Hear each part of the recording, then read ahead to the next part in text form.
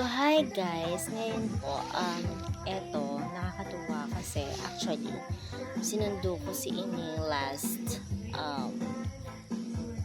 Friday night, then Saturday, then Sunday morning, balik na ulit. So, pag sundo kay Ining sa province, ito nakita ko, super nakakatuwa, ang daming bulaklak ng lansones.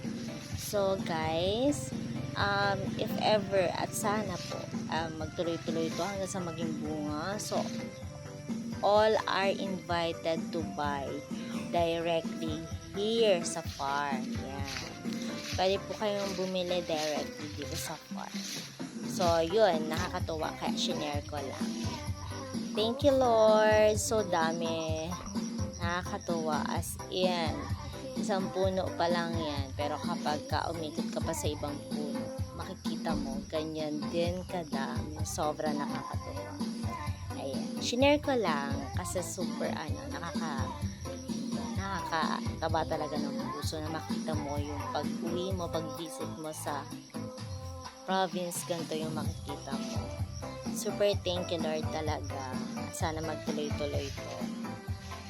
Ayan, so dami, bawat sanga as in talaga.